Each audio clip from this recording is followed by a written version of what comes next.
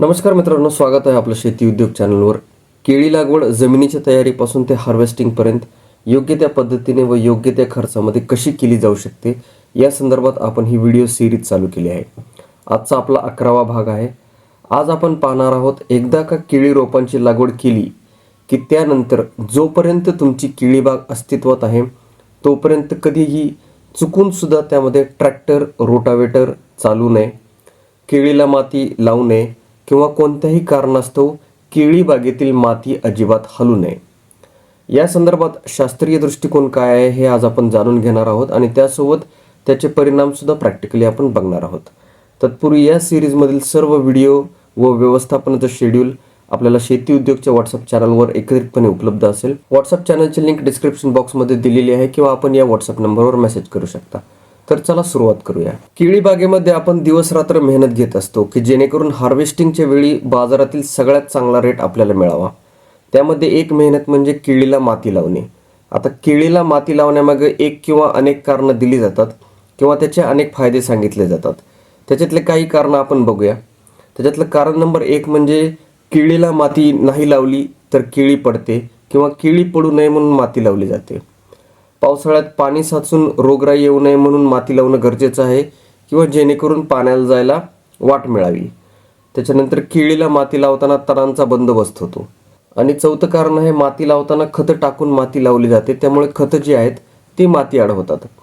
ही 4 प्रमुख कारणं आहे की प्रत्येकजण केळीला माती लावतो आणि त्यालाच आपण केळी बांधून घेतली असं म्हणतो. आता यातला एक एक प्रॉब्लेम बघूया. सगळ्यात पहिले, केळीला माती नाही लावली तर केळी खरंच पडते का? केळीच्या रोपांची लागवड केल्यापासून केळीची मुळी प्रत्येक दिवशी साधारण 1.5 ते 4 सेंटीमीटरने वाढते आणि हा जो मुळी वाढण्याचा कालावधी असतो तो वेन होईपर्यंतच असतो.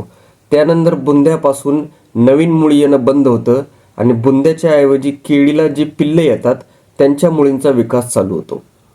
केळीची रोपं लावल्यापासून ते वेन होईपर्यंतचा जो कालावधी आहे तो 5 ते 6 महिन्याचा असतो. म्हणजे 5 ते 6 महिन्यापर्यंत केळीची जी मुळी आहे ती साधारण 8.5 फुटापासून ते 25 फुटापर्यंत वाढण्याची शक्यता असते. या मुळ्या केळीच्या झाडाला अन्न पाणी तर उपलब्ध करून देतातच, परंतु आणखीन एक महत्त्वाचं काम करतात, ते म्हणजे झाडाला मातीमध्ये रवून ठेवण्याचं काम करतात. जसं एखादं जहाज समुद्रामध्ये नांगर टाकून किंवा अँकर टाकून उभं असतं. केळी बागेमध्ये निश्चित झाडं पडतात, परंतु तुम्ही जर नीट लक्ष दिलं तर आपली झाडं खोडाच्या मधूनच पिचकून पडतात. परंतु असं किती वेळा झालं आहे की झाडं मुळासकट उपटून किंवा उखडून पडलेलं आहे. खूप जास्तीचा वारा, वादळ किंवा इतर नैसर्गिक कारणांचा अपवाद असू शकतो, परंतु इतर वेळी तुम्हाला केळीची झाडं मुळीसकट जमिनीपासून उन्मळून पडल्याचं कधीच दिसत नाही. बहुतांश वेळा ते खोडातून पिचकूनच पडतं. म्हणजे आपण झाडाला कितीही माती लावली तरी खोडं पिचकण्यापासून वाचू शकत नाही. तिथं आपण बांबू आणि नायलॉनच्या पट्ट्याचाच वापर करतो आणि झाडं एकमेकांना ओढून बांधतो. परंतु केळी बागेला माती लावण्यासाठी ज्यावेळेस आपण त्यामध्ये रोटर किंवा ट्रॅक्टर घालतो त्यावेळी झाडाने ज्या एवढ्या लांब लांबपर्यंत आणि जाड मुळे विकसित केले आहेत त्याचे आपण तुकडे तुकडे करून टाकत आहोत.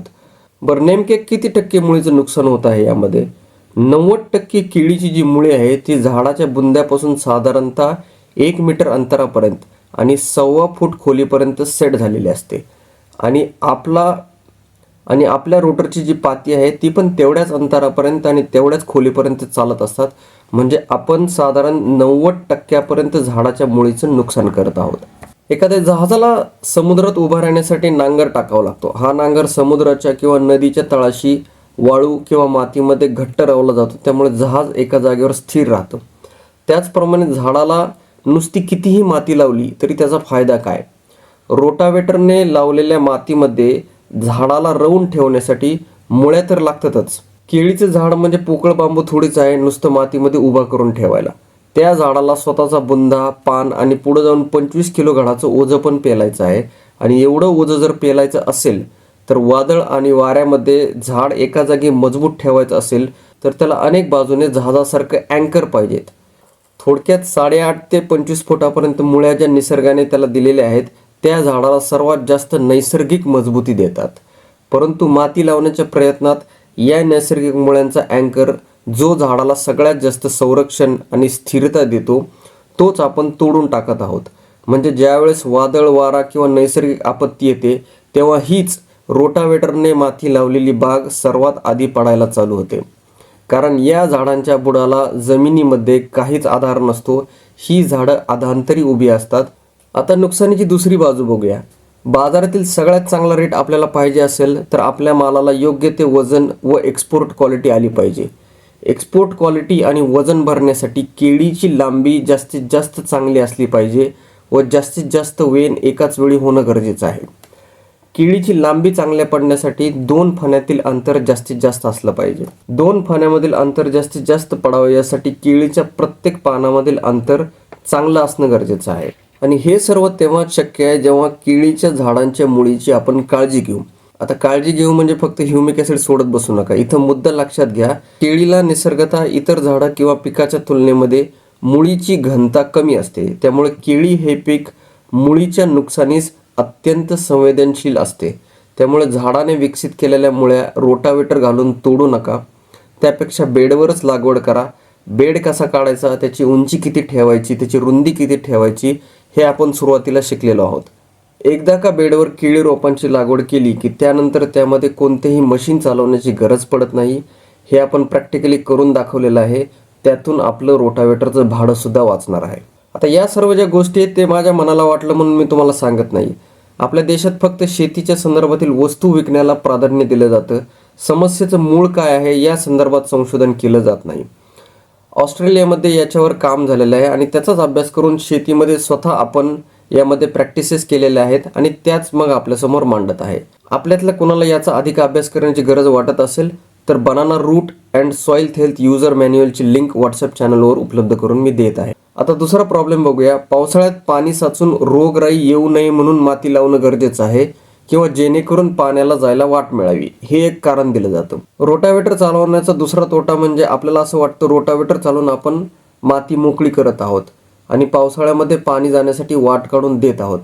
परंतु अशा रीतीने माती सारखी सारखी हलवल्यामुळे हे पावसाचं जे पाणी आहे ते जमिनीत मुरण्यापेक्षा जमिनीच्या पृष्ठभागावरून वाहून जात आहे. जाता जाता तिथली सुपीक माती आणि अन्नद्रव्य सुद्धा वाहून घेऊन जात आहे. पावसाचं पाणी जमिनीच्या पृष्ठभागावरून वाहून जाण्यापेक्षा ते जमिनीत मुरणं आवश्यक आहे. त्यालाच माती रिचार्ज करणं असं म्हणतात. केळीच्या अगदी बुंद्यापाशी जिथे रोटरची पाती जात नाहीत तिथली माती जर आपण बघितली तर तिथे तुम्हाला अशा प्रकारची ढेकळं दिसून येतील. या नैसर्गिकरित्या तयार झालेल्या ढेकळांमधून पाणी जमिनीमध्ये खोलीपर्यंत मुरते आणि माती रिचार्ज होते. पाणी मुरल्यामुळं हवा खेळती राहते आणि अशा मातींमध्ये मुळींचा विकास चालू राहतो. या ठिकाणी जर तुम्ही रोटावेटर चालवला तर मातीची ही जी नैसर्गिक कण रचना आहे ते आपण मोडून टाकतो. पाणी फिल्टर होऊन जमिनीमध्ये खोलीवर जाण्यापेक्षा ते जमिनीच्या पृष्ठभागावरूनच वाहून जाऊ लागतं. याचं प्रॅक्टिकल उदाहरण घ्यायचं म्हणलं तर जमिनीखाली साधारण 1 फूट अंतरावर जिथं रोटरची पाती संपतात तिथे जमीन कडक आलेली असते आणि अशा कडक मातीचा एक पापुद्रा तयार झालेला असतो.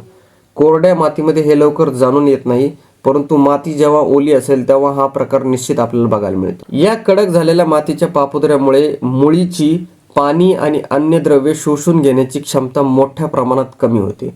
खास करून पावसाळ्यात प्रत्येकाला लवकर केळी बांधून घेण्याची गडबड झालेली असते.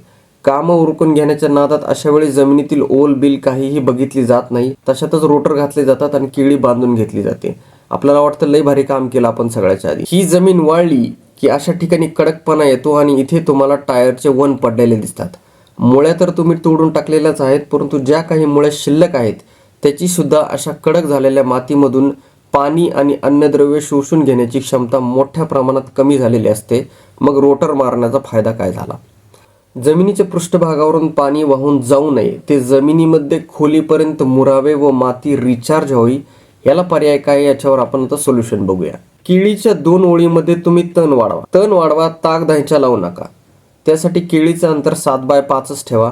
आपल्याकडे कुणी उठतं आणि नवीन पॅटर्न, त्रिकोणी पद्धत, डबल ओळ पद्धत काहीही काढतं, व्हिडिओ बनवतं आणि देतात पोस्ट करून. आता तण वाढवायचं म्हणजे आपल्याला जंगल नाही करायचं. यामध्ये एका मर्यादित उंचीपर्यंत आपल्याला तण वाढवायचं आहे आणि त्यामध्ये पॅराक्वाट किंवा स्वीप पॉवर सारखं जी तणनाशक आहेत त्याचा आपल्याला वापर करायचा आहे. ही जी तणं आहेत ती वरचं पृष्ठभागावरची जी पानं आहेत ती जाळून टाकतात, परंतु जमिनीतल्या ज्या मुळ्या आहेत ते तशान तशा जिवंत राहतात. आणि यासाठी वेगळा काही खर्च येत नाही, कारण हे तण जे आहे ते नैसर्गिकरित्या जमिनीमध्ये येत आहे, तेच वाढवा आणि त्याचं व्यवस्थापन करा. तणनाशकांनी तण जरी मेलं तरी त्याच्या मुळ्या ज्या आहेत त्या जमिनीमध्ये पसरलेल्या असतील, त्यातून पावसाळ्यामध्ये जास्तीत जास्त पाणी फिल्टर होईल. पृष्ठभागावरून पाणी व त्यासोबत सुपीक माती वाहून जाणार नाही. आणि आपण जी टाकलेली खतं आहेत किंवा मातीमध्ये जी अन्नद्रव्ये आहेत ते पिकाच्या मुळीच्या कक्षेत उपलब्ध राहतील.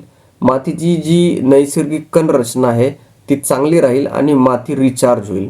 आणि आपला जो मूळ प्रश्न होता की पाणी साचू नये म्हणून आपण त्याच्यामध्ये जो रोटावेटर किंवा ट्रॅक्टर घालतो, तो जो प्रश्न आहे तो इथं आपल्याला सॉल्व्ह करता येईल. आता त्याच्यामध्ये तिसरा प्रश्न आपण बघितला होता की केळीला माती लावताना तणांचा बंदोबस्त होतो. तणांचा बंदोबस्त करण्यासाठी त्यामध्ये जर रोटर घातला तर आतापर्यंत आपण बघितलेलं आहे की फायदा कमी आणि नुकसान जास्त होत आहे आणि त्याचे परिणाम दूरगामी आहेत. तणच मारत असेल तर आपल्याकडे तणनाशकांचे पर्याय उपलब्ध आहेत, ते आपण वापर करू शकतो.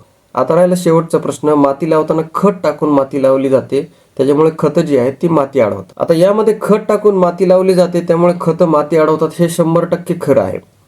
परंतु ही खतं आणि पाणी शोषून घेण्यासाठी ज्या मुळींची गरज आहे त्या मुळ्या माती लावताना आपण तोडून टाकल्या, मग तिथं आपलं नुकसान होत नाहीये का? एकतर आपण बेसल डोस टाकल्यानंतर खरंच ही खतं माती आड करतो का? ही रासायनिक खतं निव्वळ केळीच्या बुडापाशी फेकून देतो आपण. त्यापेक्षा हीच रासायनिक खतं व सोबत ऊसाची मळी एकत्रित भट्टी लावून मगच ती खतं वापरताना भट्टी कशी लावायची असते आणि खतं कशी टाकायची असतात हे आपण मागच्या भागात शिकलेलो आहोत आणि त्याचे रिझल्टही आपण बघितलेले आहेत. शेणखत हुडकायला सुद्धा जाऊ नका, मोकळं करा जनावरांना त्यातून आणि आपणही त्यातून मोकळं व्हा. शेतीसाठी शेण आणि शेणासाठी जनावर आणि त्या जनावरांच्या शेण आणि गोमूत्रासाठी आयुष्यभर एक माणूस त्यामागे गुंतवून ठेवलेला असतो. याला सोपे पर्याय उपलब्ध आहेत. शेती जर सोपी करायची असेल तर हे नवीन पर्याय तुम्हाला स्वीकारावे लागतील आणि तुम्हाला ते प्रॅक्टिकली करून दाखवण्यात येत आहे. हे जे भुरटे फिरस्ते गाईड असतात हे प्रत्येकजण बागेत येतात आणि जो तो येऊन हेच सांगतो की मुळी काळी पडली, मुळी चालत नाही, मुळी ॲक्टिव्ह नाही. एक से एक सल्ला देणारे मुळीचे एक्सपर्ट आहेत आपल्याकडे. मग हे सोडा, मग ते सोडा. मुळी चालावी म्हणून बाजारातून तुम्ही नाही ते प्रोडक्ट आणता आणि आणून फक्त सोडता. त्यानंतर सल्ला देणाराही कधी मुळी तपासायला येत नाही आणि तुम्हाला ही मुळी चालते कशी आणि विकत आणलेला प्रॉडक्टचा मुळी चालण्याशी काय संबंध असतो याचा अभ्यास करण्याची गरज वाटत नाही. एवढंच जर मुळी संदर्भात आपल्या सर्वांना ज्ञान आहे तर मग 3 ते 4 महिने झाडाने अथक मेहनत करून एवढ्या ज्या मुळ्या विकसित केल्या आहेत त्या 1 तासामध्ये रोटावेटर किंवा ट्रॅक्टर घालून तोडण्यात कोणता शहाणपणा आहे यावर आपल्याला विचार करावा असं वाटत नाही का? परंतु शेतकरी म्हणजे काय झालंय की मेंढरू आहे आणि शेती करणे म्हणजे फक्त दुकानातून वस्तू आणणे आणि मातीमध्ये सोडणे. विचार करणे हे आपलं कामच नाही. आम्हाला एवढंच सांगितलं आहे की केळीची बांधणी करा. मग शेतकरी केळीला गुडघाभर माती लावतो आणि या माती लावण्याच्या प्रक्रियेदरम्यान झाडाने विकसित केलेल्या मुळींचे तुकडे तुकडे करून टाकतो. एका बाजूने झाडाने विकसित केलेल्या मुळींचे तुकडे तुकडे करून टाकायचे आणि दुसऱ्या बाजूने मुळी चालावे म्हणून त्याच्यावर खर्च करत राहायचा. यात नेमका फायदा कोणाचा? तुमचा, दुकानदाराचा की कंपन्यांचा? आता इथं जेवढं काही तुम्हाला सांगितलं गेलेलं आहे ते इथं मी स्वतः प्रॅक्टिकली करून दाखवलेलं आहे. त्याचे रिझल्ट सुद्धा आपण बघू शकता. 6 जुलै रोजी या प्लॉटची लागवड केलेली आहे. आज रोजी जवळपास 4.5 महिने पूर्ण झालेले आहेत. योग्य त्या खर्चामध्ये व सोप्या पद्धतीने केळीचा उत्कृष्ट प्लॉट आपणही पाहू शकता. यामध्ये केळीला माती लावण्यात आलेली नाही.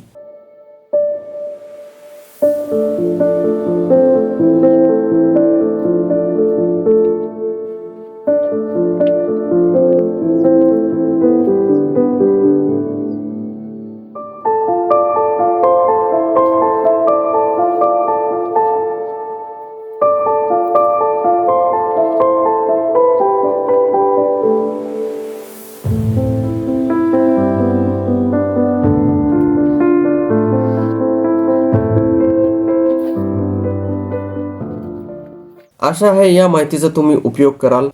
आज आपण इथेच थांबूया. भेटूया लवकरच पुढील नियोजनासोबत. धन्यवाद.